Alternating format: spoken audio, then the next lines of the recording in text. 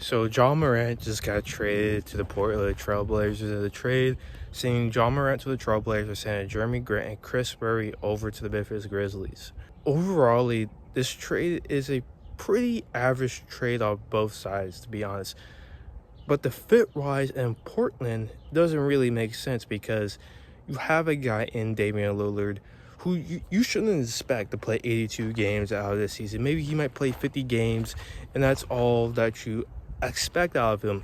So Ja Morant could kind of be that guy who kind of comes in and still does play that point guard when Damian Lillard isn't there, because both of these guys aren't probably expected to play 82 games, probably around that 60 game range. And with this trade for the Portland Trailblazers, they buy low on a guy. This is kind of similar to the Anthony Davis trade. And you buy low on someone who's kind of injury prone, but Ja Morant has a lot of off the court issues. That's why his trade value is down. And plus his game, his 3-point shot isn't the best. But you buy low on a guy. You gave up Jeremy Grant and Chris Murray, who at the end of the day isn't a huge miss for the Portland Trailblazers. Yes, you do miss out on size in Jeremy Grant, but Jeremy Grant was a guy, just like Ja Morant, a pretty tough guy to go ahead and move off your roster. You have to go ahead and attach draft capital for Jeremy Grant to get him off your roster. If by Memphis not attaching draft capital to go ahead and get rid of Ja Morant, they did completely okay with this trade.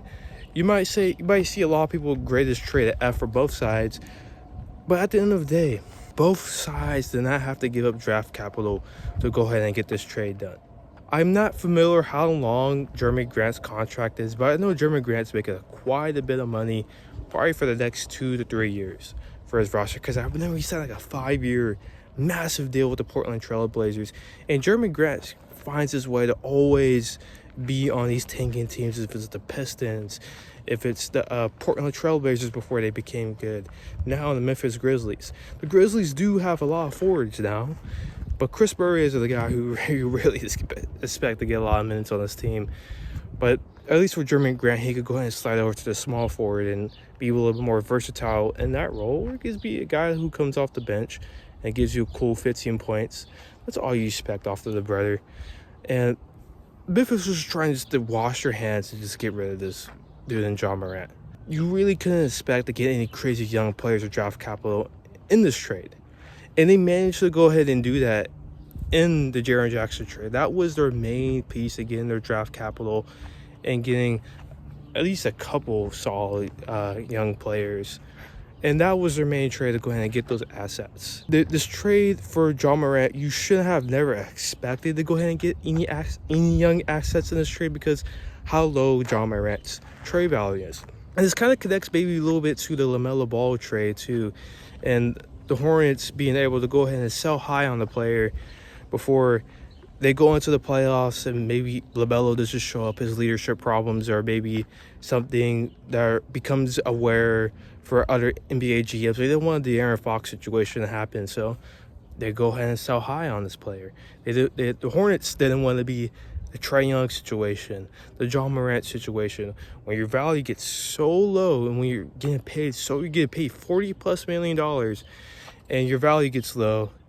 You have to go ahead and trade your players for role players and things like that. The Portland Trailblazers are doing something similar they did with the Washington Wizards. They acquired Anthony Davis and Trae Young. They both bought low on these players. And the Portland Trailblazers, it's not a bad trade at all, even though the fit doesn't work. I was thinking fit-wise for Ja Morant and just teams he could go ahead and go on, because it's not that many teams. A lot of teams associated with it was the Sacramento Kings, who drafted a young point guard. That wouldn't make sense to go ahead and get a guy in Darius Cuff and go ahead and get a guy in Ja Morant who's going to go ahead and take away shots from your young player. The Miami Heat, that didn't make sense for spacing wise. So a lot of teams out there who were kind of linked to Ja Morant kind of fell out of the trade market. And you think about the Toronto Raptors, those teams, they're trying to go ahead and go for Kawhi. But fit-wise, Detroit Pistons kind of made a little sense. It could have been Jaden Ivey and Cade Cunningham again. with that team, but they have a lot of situations going on. They have to go ahead and sign Durant. They have to go ahead and potentially they're trying to go ahead and maybe go for Kawhi Leonard. Kawhi Leonard is the big piece right now. They're a team like the Denver Nuggets. If they were able to go ahead and get the deal done, that would be nice to have Jamal Murray, Ja Morant, and Nikola Jokic. Even though the fit wise is something that's common with these teams.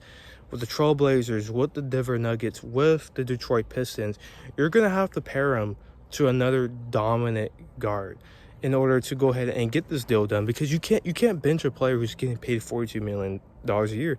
You try to go ahead and do that with Biz. I think Biz was just getting benched, making $40-something million a year, or he wasn't even playing that long.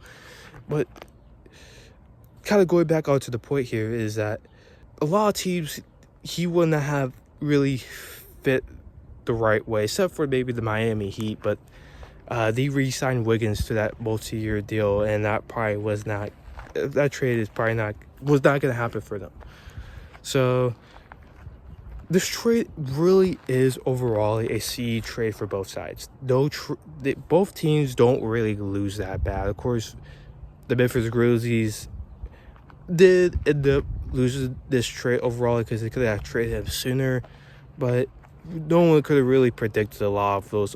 Ja Morant to go ahead and show his stuff on his stuff. Well, I don't mean his stuff downstairs, but his arsenal. I didn't mean, people probably didn't think he was gonna show his arsenal on the IG live story and do it twice. He got his warning the first time, then he did it again for some reason with his like super small like pole he was showing on his IG live story. And for the Portland Trailblazers and giving up Jeremy Grant and Chris Murray, you really don't miss out on anything with that trade. Yes, you do lose on some size, but you really don't miss out on any assets. You didn't have to give up any picks. Both sides didn't have to give any picks. I'm kind of thinking, this is me before even watching any other people's videos, that they might view as an F trade for both sides. But realistically, it's an average C trade for both sides, because both sides did not lose any draft capital, and they got some players back, right? They just traded players. The Portland Trailblazers sold low on Ja Morant, and they were able to go ahead and get him. And the Memphis Grizzlies just got rid of Ja Morant and just got a solid role player in Jeremy Grant, and hopefully he can just finish out his contract there and just do him. And Chris Murray, hopefully he could show something on Memphis Grizzlies, but there's not really much to expect out of him. So it's just the average trade for both sides. Let me know what you think. Peace.